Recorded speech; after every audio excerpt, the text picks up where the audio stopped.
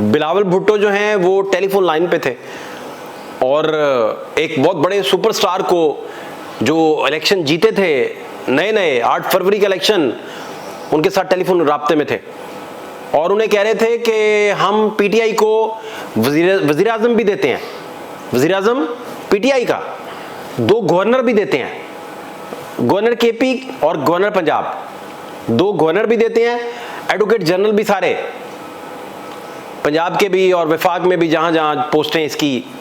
तो आप सिर्फ ये करें कि तहरीक इंसाफ के साथ हमारा इल्हाक करवा दें। और बड़ी नफासत से, बड़ी खूबसूरती से बिलावल बात कर रहे थे।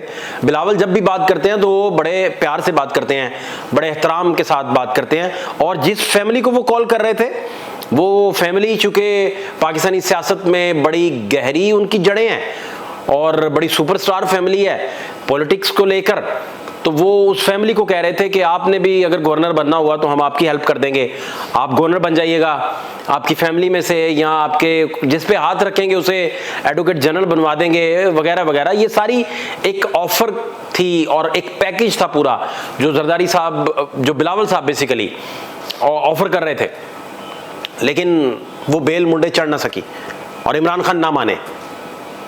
फिर बुशरा बीबी को मिलने बड़े अहम लोग गए, बड़े डीप रूटेड लोग, और वो जब बुशरा बीबी तक पहुंचे और उनसे बात की, बनीगाला में मीटिंग वगैरह की बात हुई तो उसमें भी डिस्कस हुआ और कायल करने की कोशिश की गई कि आप पीपल्स पार्टी के साथ बात करें, क्या मसला है, बात करें, बैठें, आगे बढ़ें।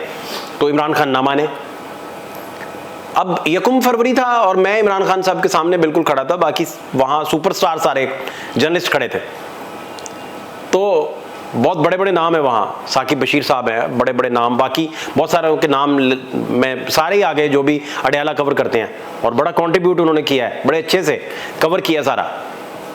तो मैंने उनसे पूछा कि जरदारी साहब एक इंटरव्यू में कह रहे थे, इमरान खान साहब से पूछा कि जरदारी साहब एक इंटरव्यू में कह रहे थे कि अदम एतमाद के दौरान खान ने हमें कहा था हमें बचा लो। तो जरदारी साहब ने ये टीवी पे एक गालिबन आसमा साहिबा का इंटरव्यू कर रही थी, वो कर रही थी, होस्ट वो थी, तो ये गालिबन उस इंटरव्यू की बात। तो जब मैंने इमरान खान साहब से ये पूछा तो इमरान खान साहब ने कहा कि क़यामत का दिन भी होगा तो मैं जरदारी साहब को नहीं पुकारूंगा। अब ये 2-3 हवाले जरदारी साहब के लिए आ गए।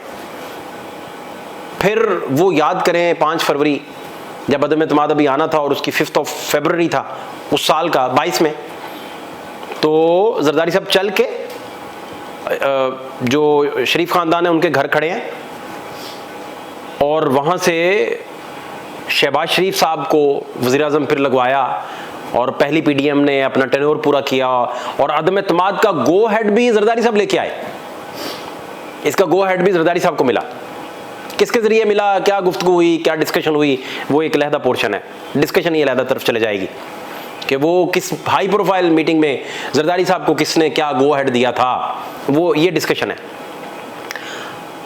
अब सुहेल वड़ैच साहब का कॉलम मैंने पढ़ा है, तो उस कॉलम में उन्होंने लिखा है कि एस्टेब्लिशमेंट ने सारे पत्ते जरदारी साहब की गोद में डाल दिए हैं कि आप कुछ कीजिए। इन बातों को करने के 2 तरीके हैं। एक तरीका वही है जो सुहेल वड़ैच साहब ने निभाया है बड़ी उम्दगी से, बड़ी आर्टिस्टिकली, कि जरदारी साहब की वो गुफ्तगू को गौर से सुन रहे हैं। अब उनको जरदारी साहब की गुफ्तगू बेहतर सुनाई दे रही है और वो उस पर गौर कर रहे हैं। पहले वो शहबाज शरीफ साहब के गुण गाते थे और उनके गिर्द थे, अब वो जरदारी साहब की बात को ज्यादा वेटेज दे रहे हैं। एक तो ये तरीका है बात करने का जो एक आर्टिस्ट कर रहे हैं और सहाफत के बहुत बड़े गुरु हैं। दूसरा एक सादा तरीका भी है कि एस्टेब्लिशमेंट अब जरदारी साहब को कह रही है कि हमें यहां से बचाएं, हमें कोई समझ नहीं आ रही, आगे बंद गली है, मईशत नहीं चल पाई, हमसाया ममालिक साथ नहीं है, वो दोस्त ममालिक जिन्होंने हमें फीड करना था वो फीड नहीं कर रहे और फिर कुछ हो नहीं रहा, कुछ चल नहीं रहा, मईशत का पहिया जाम है, रुक गया है। और मदर ऑफ क्राइसिस का नाम दिया आज पाकिस्तान के हालात को जनाब सुहेल वड़ैच साहब ने अपने कॉलम में। तो अब जरदारी साहब के पास क्या ऑप्शंस हैं? अब फर्ज करने लगे हैं कि जरदारी साहब जो हैं वो खुफिया तौर पर फर्ज कर रहे हैं, खुफिया तौर पर इमरान खान साहब को मिलने अडयाला चले जाते हैं। तो उनमें इतनी करज है कि वो जा भी सकते हैं इस करज को लेकर। तो इमरान खान कितने % उनकी बात मानेंगे, सुनेंगे या उनके साथ चलेंगे? ऐसा हो नहीं सकता कि जरदारी साहब की उंगली पकड़कर इमरान खान चलना शुरू कर दें और चल पड़े और कहें कि जी आप जैसे कहते हैं महाराज, जैसे आप कहेंगे वैसे ही होगा। ऐसा हो नहीं सकता। तो इमरान खान जरदारी साहब की कितने % बात समझ सकते हैं और कितने % मान सकते हैं? फर्ज कीजिए ये डील या ये जो वे फॉरवर्ड है या ये जो मुस्तकबिल का रास्ता है, इसको लीड जरदारी साहब करते हैं और उनकी झोली में सारा कुछ डाल दिया गया कि आप बचाइए, इसमें से कुछ कीजिए। तो फिर तो इस पटारी में से अदम एतमाद ही निकलेगा, इन हाउस तो वही निकलेगा ना। अब अदम एतमाद की हद तक फर्ज कीजिए खान और जरदारी मुत्तफिक हो जाते हैं और पीपल्स पार्टी और खान मान जाते हैं कि जी अदम एतमाद हम ले आते हैं, तो अदम एतमाद के बाद क्या नेक्स्ट मूव फॉरवर्ड है? इस बात को लेकर इमरान खान जरदारी साहब की कितनी बातें मानेंगे? जरदारी साहब क्या सोच रहे होंगे स्टेज पे, और इमरान क्या बातें उनकी सुन सकते हैं, क्या मान सकते हैं? फर्ज करें जरदारी साहब उन्हें ऑफर करते हैं कि ठीक है जी अदम एतमाद में हम आपके साथ हैं, तो इस बात पे इल्हाक हो जाता है, एक अलायंस बन जाता है जिसमें सारे शामिल हैं और उसमें पीपल्स पार्टी अब शरीक बन गई पीटीआई के साथ और पीटीआई को साथ लेकर चलती है और अदम एतमाद हो जाता है और शहबाज शरीफ की हुकूमत गिर जाती है और नया प्राइम मिनिस्टर आ जाता है। और फर्ज किए करें नया प्राइम मिनिस्टर उमर अयूब है, वो आ गया, फर्ज कर लें उमर अयूब साहब प्राइम मिनिस्टर आ गए। अब फिर क्या होगा? अब ले दे क्या होगा? क्या जरदारी साहब इस पोजीशन में हैं कि वो इमरान खान से कुछ डिमांड कर सकें, या इमरान खान जो हैं वो इस पोजीशन में हैं कि वो जरदारी साहब की बात जो है उसे रद्द कर सकें? अब इन दोनों बातों का फैसला तारीख ने करना है। इन दोनों बातों का जवाब एक तारीख ही के पास है कि अगर जरदारी साहब ये सारा प्रोसीड कर रहे हैं और लेके चलते हैं और एस्टेब्लिशमेंट उनकी बात गौर से सुन रही है और उनको क्लियर सुनाई दे रहा है, तो फिर ये जो नाव है डगमगाती हुई ये पार लगेगी या उधर ही खड़ी रहेगी, या वो होगा कि आने वाले किसी तूफान का रोना रोकर ना खुदा ने मुझे साहिल पे डुबोना चाहा, या वो हो जाएगा। तो इस सारी सूरत हाल में बड़ी क्लैरिटी के साथ जो पीटीआई का सपोर्टर बैठा है, जहां भी बैठा है, वो तो बड़ी क्लियर लाइन और पोजीशन के साथ बैठा है।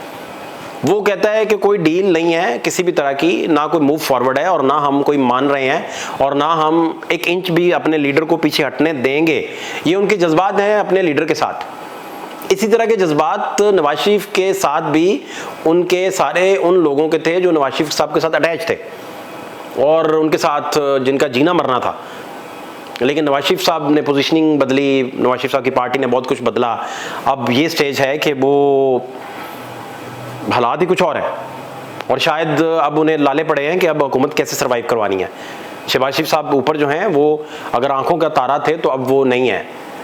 अब वो डिलीवर भी नहीं कर पाए और नैरेटिव भी सेट नहीं कर पाए और जो सख्त बातें ताकतवर हलकों को लोग कहते थे उसका भी काउंटर नहीं कर पाए गवर्नमेंट होते हुए।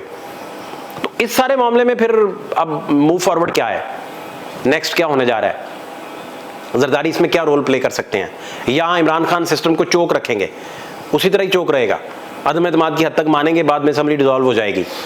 फर्ज करें जरदारी साहब और नून की तहरीक इंसाफ की डील होती है, फर्ज करें कि जी हम फॉर्म 45 की हुकूमत करेंगे और लेके चलेंगे और हम इलेक्शन की तरफ नहीं जाते, हम री इलेक्शन की तरफ नहीं जाते, तो इसका ये तो इमरान खान किसी सूरत नहीं मानेंगे।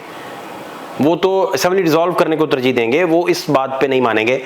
और अब वो अदम एतमाद पे भी उन्हें फोर्स नहीं किया जा सकता। क्या फोर्सफुली उन्हें कहें जी हम अदम एतमाद लाना चाहते हैं तो आप हमारा साथ दें? वो भी इमरान खान ने लीड करना है तो सबने पीछे चलना है। तो इमरान क्या सोच रहे हैं, उनका ट्रैक रिकॉर्ड क्या है, वो क्या इस पे फाइनल गेम करेंगे या फाइनल पत्ता खेलेंगे, और क्या डिस्कस होगा, नेक्स्ट मूव फॉरवर्ड क्या होगा, और फ़र्ज़ करें कोई बिजनेसमैन बड़ा, अब तो मलिक रियाज साहब मुल्क में नहीं है, वो होते थे तो बड़ी ब्रिजिंग वगैरह कर लेते थे, मामलात को थोड़ा नॉर्मल करते थे। इमरान के भी दोस्त हैं, जरदारी के भी दोस्त हैं, तो कॉमन एक फ्रेंड जब मैसेज लेके जाता है तो उसका ज़रा वजन ज़्यादा होता है। और मलिक साहब तो नवाज शरीफ साहब के पास चले गए थे और कहने गए थे कि पावरफुल लोग कह रहे हैं आप स्टेप डाउन कर जाएं। तो मलिक साहब बड़े इस मामले में बड़े जहां दीदा और बड़े आदमी हैं, लेकिन वो भी आपको पता है मुल्क में नहीं है। तो जरदारी साहब का मैसेज इमरान खान सब तक, जरदारी साहब मौलाना फजलुर रहमान से बात करेंगे, फजलुर रहमान पीटीआई से बात करेगी, पीटीआई खान से बात करेगी, तो ये तो चौथे हाथ जाके बात होनी है। तो वहाँ फिर पता नहीं क्या पहुँचता है। वहाँ जब मैसेज जाता है तो वो मैसेज का हुलिया बिगड़ चुका होता है, उसकी साख्त कुछ से कुछ हो चुकी होती है। लेकिन फिर भी जरदारी साहब फजलुर रहमान साहब को साथ मिला लेंगे अदम एतमाद के लिए, वो तो ठीक है, समझ आता है। पीटीआई को मिलाएंगे, या अदम एतमाद के अलावा भी कोई ऑप्शन है जो हमें नहीं पता, जो मीडिया को नहीं पता, जो किसी को नहीं पता, जो सरगोशियों में भी नहीं है, और वो कुछ होने जा रहा है, वो भी इन हाउस ही हो। और उसके अलावा क्या फिर ऑप्शन है कि रिप्लेसमेंट भी आ जाए, हालात भी चलते रहें और धक्का लगा रहे इसी तरह। लेकिन बहरहाल इस सारे सिनारियों में आप ये ज़रूर देखिए कि इमरान खान साहब के हाँ में ही सबकी हाँ होगी और उनकी ना में ही सबकी ना होगी। और अगर वो हाँ कर देते हैं और अदम एतमाद चलती है तो उसके बाद असम्बली डिज़ोल्व करने से फिर कौन रोकेगा? परवेज़ इलाही की असम्बली डिज़ोल्व करने से कोई रोक नहीं सका था। और इस स्टेज पे जब वो इतनी बड़ी लेगेसी कैरी कर रहे हैं पॉलिटिकली, तो शायद वो अफोर्ड ही नहीं कर सकते कि उनके अपने लोग उनसे सवालात करने शुरू कर दें और वो मसलियत अंदेशी की तरफ चले जाएं।